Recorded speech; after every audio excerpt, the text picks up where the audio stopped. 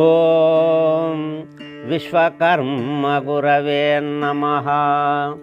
ప్రేక్షకులందరికీ నమస్కారం. ద్రోణాపర్వంలోని 10వ భాగానికి స్వాగతం. సంజయుడు ధృతరాష్ట్రంతో తెలియజేస్తున్నాడు, మహారాజా, ఆ యుద్ధరంగము లోపల దుర్యోధనుడు ద్రోణాచార్యుల వారి దగ్గరికి వెళ్ళి, మహాత్మా, జయద్రథుని సాయంకాలం వరకు, సంధ్యా సమయం వరకు, పొద్దుమునిగే వరకు నువ్వు ఏ విధంగా అయినా కాపాడాలి. నువ్వు కాపాడితే అర్జునుడు తనకు తానే అగ్ని ప్రవేశం చేసి వెళ్ళిపోతాడు. మరి అప్పుడు యుద్ధం చేయవలసిన అవసరం ఉండదు, ఏం చేసేది అవసరం లేదు. నువ్వు మాత్రం తప్పకుండా జయద్రథుని సంధ్యా సమయం వరకు కాపాడు మహాత్మని దండ ప్రమాణాలు చేసిండని ఆ సంజయుడు ధృతరాష్ట్రంతో తెలియజేసిండు. ఈ సంభాషణ అంతా కూడా ద్రోణాచార్యుల వారు దుర్యోధనుడు ఏ మాదిరిగా మాట్లాడుకున్నారన్న మాట ఆ పరమాత్మునికి తెలిసింది. అప్పుడు పాల్గొనుని గనుగొని మెప్పుగా తా బలికెనప్పుడు, ఓ విజయుడా, నీవిప్పుడు కనుగొను దినమును మెప్పుగా మధ్యాహ్నమాయా మేలుగా గనుమా. ఆ పార్థుని చూసినటువంటి ఆ పరమాత్ముడు, అర్జున, అగో పైకి చూడు, ఆ సూర్యభగవానుడు ఎట్లాంటిగా వెళ్ళిపోతున్నాడు, పగటి సమయం అయింది ఇప్పటికి అని ఈ విధంగా అర్జునునితోటి పరమాత్ముడు అన్నాడు. అనగను కథనము లోపల గనులకు వింధ్యాన విందులతి వేగమునన్ తన వెంట లక్షరథులను పని పూనియు చేర్చుకొని పార్థుని చేరి. ఆ సమయమందు వింధ్యాన విందులు 1,00,000 మంది మహారథులను తీసుకొని అర్జునుడి మీదికి యుద్ధం చేయటానికి వచ్చిందని సంజయుడు ధృతరాష్ట్రంతో తెలియజేసిండు. యావత్తు దేశాధీశులు చాలగా పాల్గొనుడు చూసి సంగరభువిలో భూవర కూల్చను వారల తీవ్ర శరజాలమేసి శీఘ్రమునచట. ఈ వింధ్యాన విందులు 1,00,000 మంది రథులను తీసుకొని వస్తే వాళ్ళను చూసి వాళ్ళందరినీ కూడా చాలా దేశాల రాజులు ఉన్నారు అందులోపల.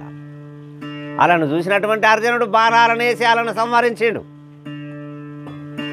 ఎక్కడ చూసిన శిరములు లెక్కకు కోటాను కోట్లు రుదిరములోనన్ నికముగా దర్లెగొట్టుక అక్కడ రవిసుతుడు చూసే నతి వేగమునన్. వింధ్యాన విందులు తెచ్చుకున్నటువంటి సైన్యమును, రాజులను, గుర్రాలను, ఏనుగులను ఈ అర్జునుడు తొందరగానే వాళ్ళని అందరిని కూడా సంహరించిండు. ఆ శరీరాల నుంచి వెళ్ళేటటువంటి రక్తమంతా కూడా ఒక ప్రవాహమై పారుతున్నది. ఆ ప్రవాహము లోపల శరీరాలన్నీ కూడా, తలలన్నీ కూడా, రథాలన్నీ కూడా ఇట్లాంటిగా కొట్టకపోతున్నాయి మహారాజాని సంజయుడు ధృతరాష్ట్రంతో అంటున్నాడు.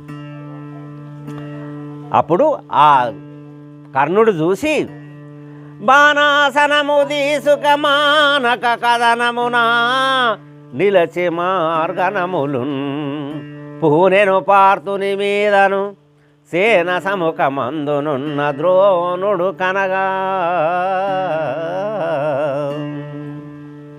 ఈ ప్రవాహము లోపల కౌరవ సైన్యం యొక్క తలలు, గుర్రాల తలలు, వాటి యొక్క శరీరాలు, ఏనుగులు వాటి యొక్క శరీరాలు, రథాలు ఇట్లాంటిగా కొట్టుకపోగా ఆ కర్ణుడు చూసి అప్పుడు బాణాలను తీసుకొని, చేప బాణాలను తీసుకొని అర్జునుడి మీద దాడి చేయటానికి వెళ్ళిండు. అప్పుడు ఆ విభు సముఖము ముందరున్నటువంటి ద్రోణాచార్యుల వారు చూస్తున్నాడు. కౌరవనాథుడు గనుగొని ధైర్యముతో రథమునెక్కి తన వెంట 10,000 రథంబులు దోలుక రాధేయునికి సాయము రణమున రాగా. ఈ వెళ్తున్నటువంటి కర్ణుని చూసిండు ఎవరు? దుర్యోధనుడు. ఈ దుర్యోధనుడు చూసి చాలా ధైర్యం చేసి 10,000 రథులను తీసుకొని ఆ కర్ణునికి సాయంగా అర్జునుడి మీద యుద్ధం చేయడానికి వెళ్ళిండు. కనుగొని పార్థుడు వేగము ఘనకోపము చాత చూసి గ్రక్కున బలికే వినరవోరి దురాత్మక సరిపోకను యుద్ధమందు సౌరగ నిలువు. ఓరే దుర్యోధన, నువ్వు ఇట్లాంటిగా నా మీద యుద్ధం చేయడానికి వచ్చినవా? ఒరే దుర్మార్గుడా, దుష్టుడా, నువ్వు ఈ యుద్ధ రంగం లోపల పారిపోయావు చూడు సుమా, నువ్వు ఇక్కడ నిలబడి నాతో యుద్ధం చేయని ఆ దుర్యోధనుడితోటి అర్జునుడు అన్నాడు. కండపరాగ్రుడు కర్ణుడు యుండగా కనుగొనియు యుద్ధముకు వస్తివిరా చెండాడెద సకల వీరుల మొండెంబులు డొల్లగను సుయోధన వినరా. ఒరే దుర్యోధన, ఆ కర్ణుడి యొక్క బలపరాక్రమమును చూసి ఆయన ఉన్నాడన్న ఉద్దేశంతో నా మీదికి నువ్వు సైనికులను తీసుకొని వచ్చినవా? మీ అందరిని కూడా చీల్చి చెండాడుతా చూడు, మీ మొండ్యాలన్నీ కూడా ఈ రక్తం దారా లోపల కొట్టుకొని పోయేటట్టు నేను చేస్తాను. అర్జునుడు చాలా కోపంతో ఆ దుర్యోధను మీద బాణాలను వేసిండు. నా నామము వీరపార్థుడు భానుసుతు సైన్యమెల్లా భంగింతునురా. నా నామము వీరపార్థుడు కనరాని సైన్యమంతా కదన భువిలో బాణాసనముల చాతను భానుసుతు సైన్యమెల్ల భంగింతునురా. ఒరే దుర్యోధన, ఎవడనుకుంటున్నాను నన్ను? నా పేరు అర్జునుడు. నువ్వు తెచ్చుకున్న సైన్యము, ఆ కర్ణుని సైన్యము మీ అందరిని కూడా చీల్చి చెండాడతా నేను. నా పేరేమనుకుంటున్నాను? నేను అర్జునుడిని. చూడు, నా బాణాల చేత మీ అందరిని కూడా చిత్తు చిత్తు చేస్తాని అర్జునుడు కోపంతో దుర్యోధనుని అంటున్నాడు. భానుకుమరునికి సాయము కాలుండే వచ్చినను కథనములోన తోలెద నరక పురికిని ఈ వ్యాల నిలువురోరిన కులవాడా. ఆ కర్ణునికి సాయంగా నువ్వు యుద్ధం చేస్తాను వచ్చినవా? నువ్వు వచ్చినా యమధర్మరాజు యుద్ధం చేసిన మీ అందరిని కూడా నేను యమపురికి పంపుతా. చూడు నా పరాక్రమము, నువ్వు ఎక్కడికి పోకు అని ఇనకులవాడంటే ఈ కర్ణుని ఉద్దేశించి ఇవన్నీ మాటలన్నీ కూడా అర్జునుడు అన్నాడు. సూతపుత్రుడు వినగ సురవల్లభుని సుతుడు పంతమున బలికిన పలుకులెల్లా మంతనమునన నిరిమరి సుయోధనుడుత రంతు చేయుచు బలికే రణములోన. ఆ కర్ణుడు వినగా వినటట్టుగానే ఈ అర్జునుడు ఇన్నిగాన మాటలు అన్నాడు. అప్పుడు పట్టుదలతోటి మాట్లాడుతున్నాడు. ఎవరు? అర్జునుడు. ఇవన్నీ విన్నాయి. అప్పుడు ఏమంటున్నాడు సుయోధనుడు? ఇట్లాంటిగా లొల్లి చేసుకుంటా, జిజ్జు చేసుకుంటా అనన్యాలను ఇన్ని మాటలు కనెదవు ఈ కథన భువిలో కర్ణునితోను పని పూని నిల్చినప్పుడు మనుజేసులు చూడగలరు మరువకు పార్త. అర్జున, నువ్వు ఇన్నిగాన మాటలు మాట్లాడుతున్నావు, మాట్లాడు, ఎన్నెన్నా మాట్లాడవు. ఈ యుద్ధ రంగం లోపల కర్ణునితో యుద్ధం చేసినప్పుడు నీ సంగతి తెలుస్తుంది. వాళ్ళందరూ కూడా, ఈ రాజులందరూ కూడా గప్పుడు చూస్తారు నీది ఏ గతి అవుతుందో ఆ కర్ణునితో యుద్ధం చేసినప్పుడు అని దుర్యోధనుడు అంటున్నాడు. కేశవుని సారాధ్యంబును కేశవుని సారాధ్యంబును నీ శూర పరాక్రమమెల్లా నిమిషార్ధములో వాసిగా కనుపడు కర్ణుడు వాసవలో కంబు కంపముందా పార్త. ఆ కృష్ణుని సారథ్యం, నువ్వు వేసే బాణాలు ఇవన్నీ కూడా కర్ణునితో యుద్ధం చేసినప్పుడు తెలుస్తుంది. ఆ లోకాలన్నీ కూడా ఇంద్రలోకం కూడా గడగడలాడాల అట్లాంటిగా యుద్ధం చేస్తాడు కర్ణుడు. అప్పుడు నీ సంగతి తెలుస్తుంది, వీళ్ళందరూ చూస్తారు కదా, ఇప్పుడు నీతోటి ఎక్కువ మాట్లాడేది ఏం పనేమున్నది అని ఇట్లాంటిగా ఆ దుర్యోధనుడు అర్జునుడితోటి అంటున్నాడు.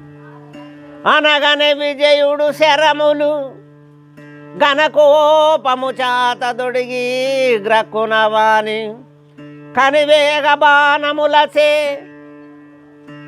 తన రథమును దునిమి వేసే దురమందురుపా.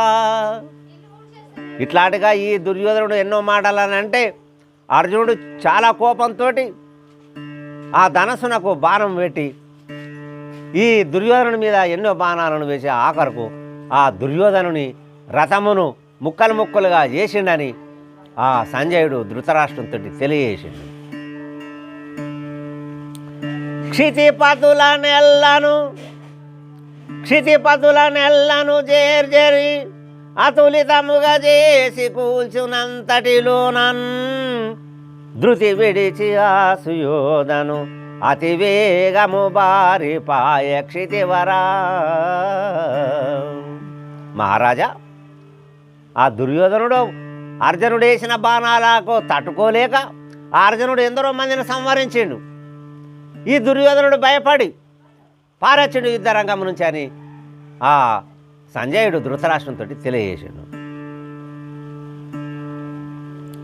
ఎక్కడ చూసిన సైన్యము మక్కువతో నిల్చినరు మహాసాగరమై ఒక్కడు విజయుడు రణమున నికముగా శరము భూని నిలిచె నరేంద్ర. ఈ కౌరవ సైన్యము చాలా సైన్యము సముద్రం మాదిరిగా అందరూ అర్జునుని చుట్టూరుగా నిలబడి ఉన్నారు, చాలా బాణాలను వేస్తున్నారు. అర్జునుడైతే ఒక్కడే. వీళ్ళు వేసిన బాణాలను ఎదుర్కొని చాలా వరకు సైన్యమును తరిగేసిండు మహారాజాని సంజయుడు ధృతరాష్ట్రంతో అన్నాడు. పరగదహమాయ పార్తునీకప్పుడు దినము మధ్యాహ్నము కప్పుడు తేజరిల్లి కౌరవులు పార్థుని కనుగొని వేగమున ఇదే సమయమని శరములు విడిచిరివేగా. ఇట్లాంటిగా ప్రొద్దున్నుంచి యుద్ధం చేయంగా మధ్యాహ్నమైంది. అప్పుడు అర్జునుడికి దాహం వేసింది. దాహం వేస్తే అప్పుడు ఆ అర్జునుడు రథమును దిగిండు. అప్పుడు ఇదే సమయమని కౌరవులు అర్జునుడి మీద బాణాలను వేసిండ్రు.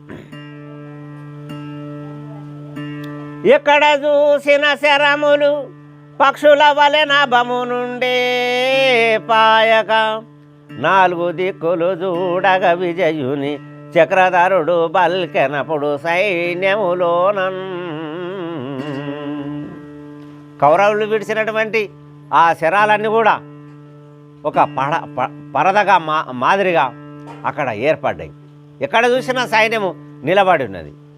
ఆ సమయం లోపల పరమాత్ముడు అర్జునుని చూసి అంటున్నాడు, దాహము చాతను దేహము సాలగ సంతప్తమాయా సంగరభువిలో ఏ విధమైనను జలము తేవలెను సుమిపార్థ వీర ధీర విచార. అర్జున, చాలా దాహంగా ఉన్నది. ఈ యుద్ధ భూమి లోపల నాకు నీళ్లు తాగాలని అనిపిస్తున్నది. ఆ నీళ్లను ఎక్కడి నుంచి అయినా తీసుకురాబయ్యా అర్జున అని ఆ పరమాత్ముడు అర్జునునితోటి అన్నాడు.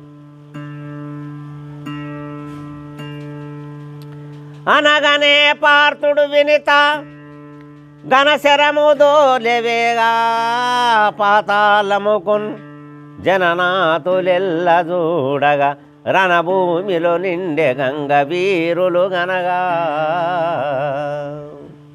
అప్పుడు ఆ పరమాత్ముడు అర్జునునితోటి అంటే అర్జునుడు చాప బాణాలను తీసుకొని ఆ పాతాళ లోకానికి బాణం వేసిండు. ఆ బాణం వెళ్ళి గంగను తీసుకొని వచ్చింది. ఆ గంగ అక్కడ ఇట్లాంటి ఒక చెరువు మాదిరిగా నిండిపోయింది.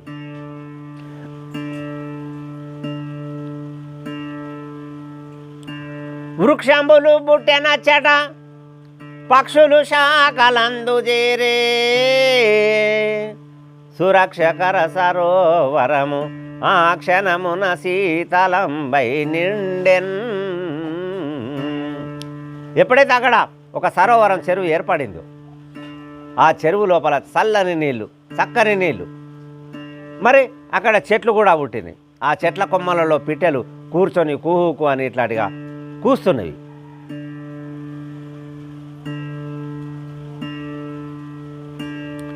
అప్పుడు పార్థుడు దిగి సరోవరమందు స్నాన సంధ్యలు చేయుచుండగను తాను దిగి అశ్వముల తత్కాలమున విడిచే ఆ సరోవరముల కపుడు తెచ్చి.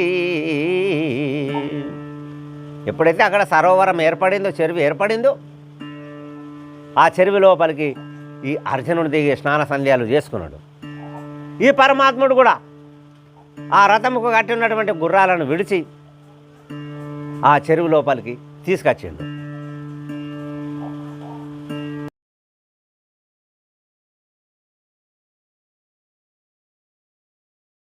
కేశవుడపుడు సలీలంబులను పోయూచు, కేశవుడపుడు సలీలంబులను పోయూచు అశ్వములాను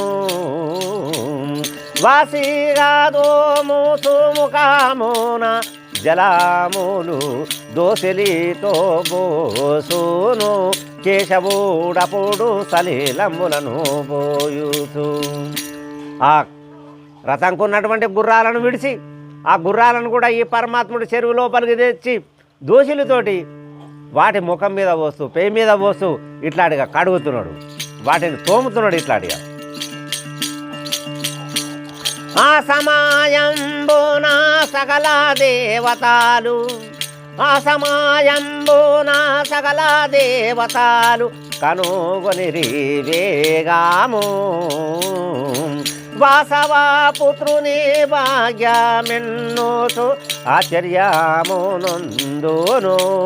ఆ సమయంబున సకల దేవతలు, ఆ సమయం లోపల దేవతలందరూ కూడా అంతరం లోపల ఉండి ఈ పరమాత్ముడు ఆ గుర్రాలను గడేటప్పుడు చూసి చాలా ఆశ్చర్యపడుతున్నారు. కృష్ణాస్తాములు బడితే అశ్వాములు పుష్టించి ఎగురాగా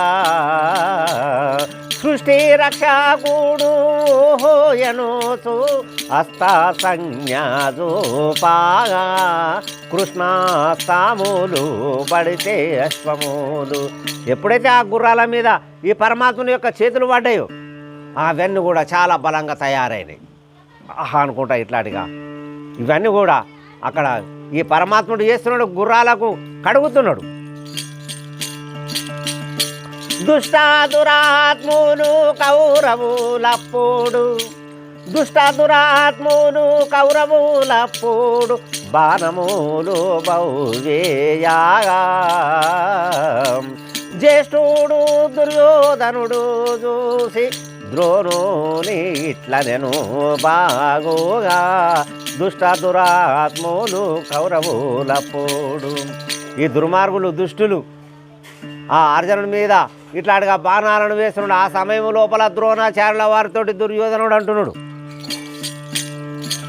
రథమెక్కితే కాలుడు విజయుడు, రథమెక్కితే కాలుడు విజయుడు హఠామార్చును సైన్యము గతి ఏమి కాముందర గురువర జయాద్రతుడు ఈ దినము గతి ఏమి కాముందర గురువర. గురుదేవా, ఆ అర్జునుడి మీద ఇప్పుడు బాణాలను వేయాలా, బాణాలను వేసి అర్జునుడిని మాత్రం మనం ఏదన్నా ఒకటి చెయ్యాలా. చేస్తే ఒకవేళ అర్జునుడే రథం ఎక్కిండా ఇక ఆ అర్జునుడు యమధర్మరాజు అయిపోతాడు, సైన్యంనంతా కూడా సంహరిస్తాడు. మరి మనం జయద్రథుని కాపాడుకోవడం చాలా కష్టమవుతుంది గురుదేవా. ఆ జయద్రథుని ఎట్లన్నా ఈరోజు కాపాడుకోవాలా. జతనాము తోడు తానిసి ఆయేదాకా, దదనము తోడు తానిసియాయేదాకా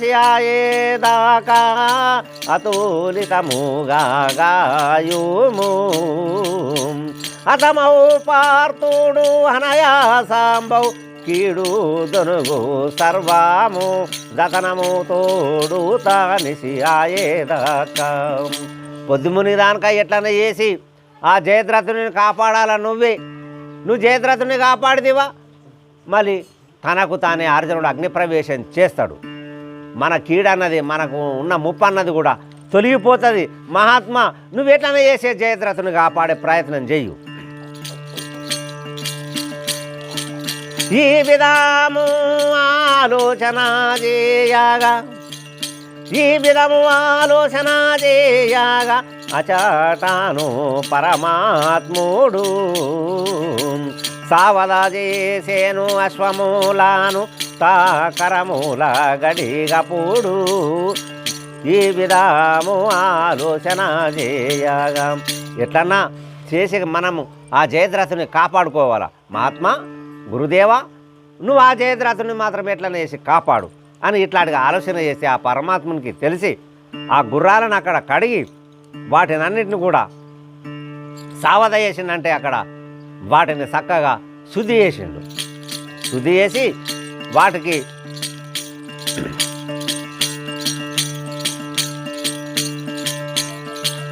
భూవరులెల్లాగనాగారతామును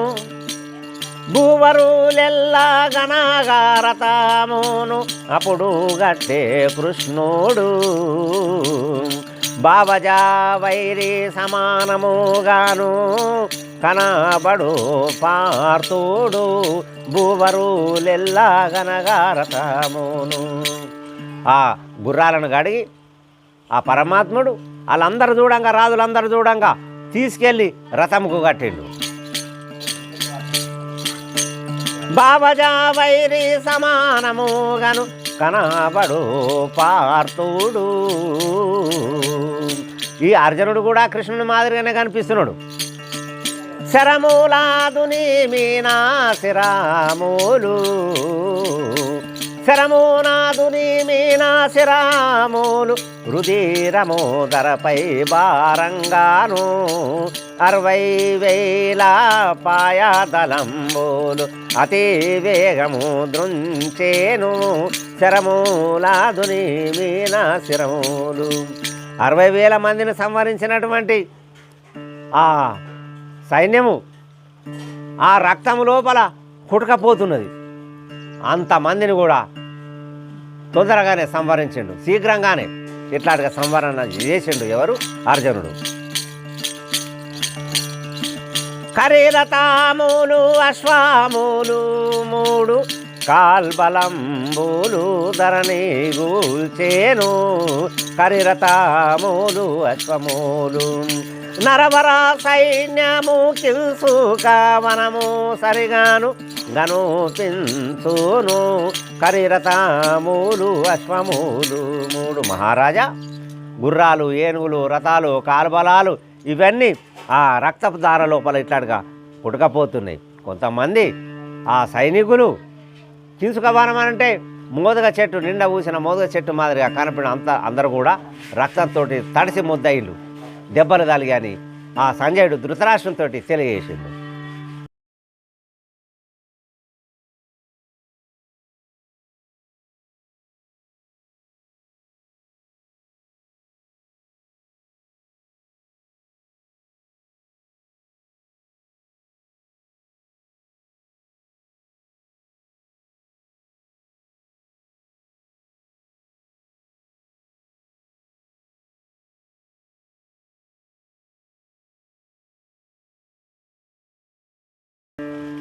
ఈ రీతిగా సైన్యమెల్లను వీరుడు పార్తుండి దృంచి వేయుచునప్పుడు అరామెడ విభులోపల దారుని కనిపించకుంట మహారథులు రూపా. ఆ సైన్యమునందరిని కూడా సైన్యం లోపల ఉన్న వారిని అందరూ కూడా అర్జునుడు సంవరించిండు. ఆ విభు లోపల అరామెడ దూరము లోపల ఈ సైనికులందరూ కూడా దట్టంగా నిలబడి ఉన్నారు. ఒక్కడు పార్థుని మీద లెక్కయులే నట్టి శరములప్పుడు వేయన్ గ్రకునగనుగొని వారల నికముగా దృంచనప్పుడు నిలిచియువేగా. ఆ విభు లోపల ఈ అర్జునుడు తన చుట్టూరుగా ఉన్న సైన్యమును చూసి ఒక్కడే ఆ సైనికులందరినీ కూడా సంవరించాడు. 60 లక్షల రథంబులు సరగుణార్జునుని చుట్టూ సంగర భువిలో ఇరవుగా నిలిచితే దినమును ముర నరకాంతకుడు చూసే నిరవుగా నప్పుడు. 60 లక్షల రథాలతోటి నిలబడి ఉన్నారు. అర్జునుడు చూసిండు. అప్పుడు ఆ పరమాత్ముడు కూడా పైకి చూసి అర్జునుడితోటి అంటున్నాడు, జాము నిలిచే ప్రొద్దు జయద్రథుడి వ్యాళ్ళ ఏ ఉపాయంబుననిచట దొరుకు నేమము దప్పితే నిలువడు పార్థుడు కామజ జనకుడు వేగ కథనమునను. ఆ పొద్దుకాయ చూసిన వాళ్ళకి ఒక జామ పొద్దున్నది. మరి ఆ జయద్రథుడు ఇవాళ ఎట్లా దొరుకుతాడో ఏమో. మరి ఒకవేళ ఇతడు మాట్లాడిన ప్రకారం ఆ జయద్రథుడు దొరకకపోతే అర్జునుడు మాత్రం దక్కడు. సుదర్శనమతి వేగను సూర్యుని కచట అప్పుడు అడ్డము ఉంచే విజయునితో హరి ఇట్లను నిజముగా స్త్రాద్రికి నిఖిలము పార్త. తన సుదర్శన చక్రముని ఆ సూర్యభగవానునికి అడ్డంగా పంపిండు. అప్పుడు పంపి అర్జునుడితో అంటున్నా, అర్జున ఇక పొద్దు మునిగింది, అక చూసుకో అనగానే పాల్గొనుడంతలో కనుగొని రవి బింబమప్పుడు గ్రక్కున వేగ కరమున తన గాండీవము ధరణిపై బారవేసే పరగనచట. ఆ పొద్దు మునిగింది. ఆ పొద్దు మునిగిన సూర్యభగవాను చూసి అక్కడ ఏమీ లేదు, పొద్దైతే మునిగిందిగా, నాకు జయద్రథుడు దొరకలే, నేను సంవరించలే, నా ప్రతిజ్ఞ ఇక్కడ తప్పిపోయిందని అర్జునుడు తన చేతి లోపల ఉన్న గాంధీవమును బాణమును కింద వారేసిండు. అగ్ని కాష్టము గూర్చతి వేగర్జనుడు స్నానమప్పుడు చేసి త్వరగా వచ్చి మనుజనాథులు గనక మాధవునికి మ్రొక్కి వైణ్ణి కడకు చేరే వరుసతోను ఆ బాణాలను వారేసి అగ్ని ఏర్పాటు చేసుకొని స్నానం చేసి అక్కడికి వచ్చి ఆ పరమాత్మనికి దండ ప్రమాణాలు చేసి అగ్ని దగ్గరికి వచ్చింది. ధర్మ భీమ నకుల సహదేవులప్పుడు సకల సైన్యం బంత శోకవార్దిలో మునిగే దుర్మార్గులు కౌరవులు పేర్మి సంతోషమున కార్ముకంబులు భూని కనుచుండిరి. అయ్యో ఎంత పని అయిపోయా, ప్రతిజ్ఞ చేసిన ప్రతిజ్ఞ తప్పిపాయ కదా. ఇప్పుడు అర్జునుడు అగ్ని లోపల ప్రవేశిస్తాడు కదా అని భీమార్జునుడు ఆ పాండవ పక్షం వీరులందరూ కూడా సైన్యమంతా కూడా చాలాగా ఏడుస్తున్నారు. ఈ దుర్మార్గులు దుష్టులు ఈ కౌరవులు చాలా సంతోషంగా శాపమానాలను పట్టుకొని అక్కడ నిలబడి చూస్తున్నారు. ఇక అర్జునుడు తప్పకుండా అగ్ని ప్రవేశం చేస్తాడని. అందులో జయద్రథుడు అప్పుడు కందన భూమిలను దాగి కనుచుండే ఇందిర ప్రియుడతి వేగ నందంబున బలికే పార్థునితో నప్పుడు. ఇక ఈ అర్జునుడు ఎలాగైనా తప్పకుండా ఈ అగ్ని ప్రవేశం చేస్తాడు, అతని నుంచి నేను తప్పించుకున్నట్టే అన్న భావనతోని ఆ జయద్రథుడు అక్కడ వచ్చి నిలబడి చూస్తున్నాడు. ఆ పరమాత్ముడు అర్జునునితోటి అంటున్నాడు, పతిలేని సతి రూపము అతులితము ఎంతున్నా అది నిష్ఫలము క్షితిపై గాంధీవంబు ఇతరుల చేత నుండినను ఇది వ్యర్థంబవు. అర్జున, మొగోడు లేని ఆడదాని రూపం ఎలాగుంటుందో ఇప్పుడు ప్రస్తుతము నీవు కూడా అలాగే ఉన్నావు. మరి ఈ గాంధీవం తీసుకో. ఈ గాంధీవం ఒకేలా కిందుండి నువ్వు అగ్ని ప్రవేశం చేసినట్లయితే ఈ గాంధీవం వ్యర్థమైపోతుంది. గాంధీవంతో సహా నువ్వు అగ్ని ప్రవేశం చెయ్యాలా అని ఆ కృష్ణ పరంధాముడు అర్జునునితోటి అన్నాడు.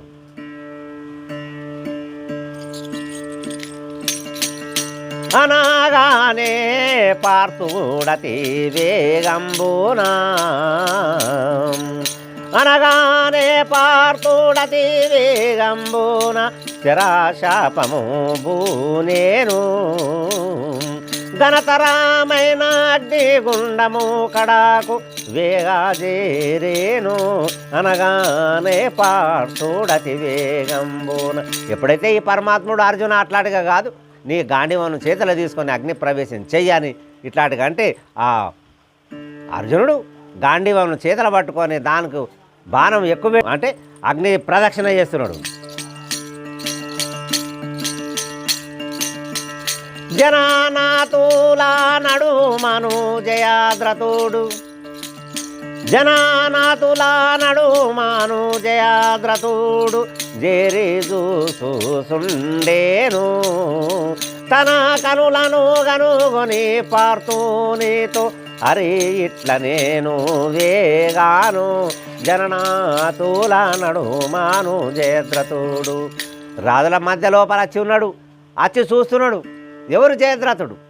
అప్పుడు ఈ జయద్రథుడిని చూసినటువంటి పరమాత్ముడు అర్జునుడితోటి అంటున్నాడు, అదిగో జయాద్రథుడు ఇదిగో సూర్యుడు అదిగో జయద్రథుడు ఇదిగో సూర్యుడు అనుతోను పరమాత్ముడు ముదమునాదీసే చక్రామపోడు అరాగడియను సూర్యుడు అదిగో జయాద్రథుడు ఇదిగో సూర్యుడు. అర్జున అగ చూడు, అక్కడ జయద్రథుడు ఉన్నాడు, ఇక సూర్యుడు ఉన్నాడు చూడని తన చక్రమును అడ్డంగా ఉన్నటువంటి చక్రాన్ని తీసేసిండు. అప్పుడు అరగడియ ఇంకా పొద్దు మునగనే లేదు, ఇంకా అరగడియ అయితే మునుగుతుంది. పదునైనది ఒక బాణము తీసి ఆ క్షణమున విజయుడు కథనా భూమిలో జయాద్రతుని శిరాము దునిమి వేసేనప్పుడు పదునైనది ఒక బాణము తీసే. ఆ ఎక్కుపెట్టిన బాణమును ఆ జయద్రథునికి వేసిండు. అప్పుడు ఆ బాణం వెళ్ళి ఆ జయద్రథుని యొక్క శిరమును తీసేసింది. వాణి జనకుడు పశ్చిమ సాగరమున వాణి జనకుడు పశ్చిమ సాగరమున సింధురాజును పూని ఆర్యములు విడువాగా శిరాము అస్తములో బడేను వాణి జనకుడు పశ్చిమ సాగరమున. ఎప్పుడైతే ఆ శిరము లేచిపోయిందో అప్పుడు పరమాత్ముడు అంటున్న అర్జున ఈ శిరం కింద పడకుండా ఈ శిరమును బాణాలతోటి పంపు ఆని తండ్రి చేతి లోపల వడాల. ఆ జయద్రథుని తండ్రి సింధురాజు పశ్చిమ సముద్రం అంటే పొద్దుమునిగే కాయ ఉన్న సముద్రం కాడ ఆర్గమిస్తున్నాడు, ఆయన చేతిలో పడేటట్టు తీసుకెళ్ళాలి అంటే అప్పుడు అర్జునుడు తీసుకెళ్ళిండు దాన్ని. కానకావాడు శిరమును విడిచే కానకావాడు శిరమును విడిచే ధరణి మీద వేసేను మానవానాత వినుమి సింధురాజు వేగా దచ్చేను కానకావాడు శిరమును. ఎప్పుడైతే ఈ అర్జునుడు ఆ శిరమును పంపిండు ఆ శిరం వెళ్ళి సింధురాజు చేతి లోపల పడ్డది. దాన్ని చూసుకోకుండా ఆర్గమిచ్చే సమయం లోపల ఆ శిరమును సింధురాజు కింద విడిచిండు. ఎప్పుడైతే కింద విడిచిండో ఇక్కడ నీ అల్లుడైనటువంటి జయద్రథుడు నీ ఇయ్యంకుడు ఆ సింధురాజు వీళ్ళిద్దరు కూడా చనిపోయిండు మహారాజా అని ఆ సంజయుడు ధృతరాష్ట్రునికి తెలియజేసిండు. చూసి కౌరవనాథుడు మునిగెను శోకాబ్దిలోనా ముదమున హరిత చేరే పార్థుని కొని శిబిరకు జననాథ చేరినప్పుడు జనపతులెల్లా. ఇదంతా కూడా చూసినటువంటి ఆ దుర్యోధనుడు ఎంత పని అయిపోయా, జయద్రథుడు చనిపోయా కదా, అని ఇట్లాంటిగా దుఃఖపడుతున్న సమయం లోపల ఆ పరమాత్ముడు అర్జునుడు తీసుకొని తన శిబిరానికి వెళ్ళిపోయింది. తమ తమ స్థలములకు దర్లిరి హరిమాయ చూసిన రూపులు అప్పుడు సోద్యపడుచు ఆ వార్త తెలిసెను అంబిక సుతునకు విదుర సంజయును చూసి విపరీతమనుచు. తమ తమ ఇళ్లకు పోయినటువంటి వాళ్ళందరూ కూడా ఇట్లాంటిగా ఆ పరమాత్ముని యొక్క మాయలు లీలలు చాలా చిత్రాతి విచిత్రంగా ఉంటాయని ఇట్లాంటిగా ఎవరిళ్ళకు వాళ్ళు వెళ్ళను ఈ వార్త అంతా కూడా ఆ ధృతరాష్ట్రునికి తెలిసిందని ఇక్కడ సంజయుడు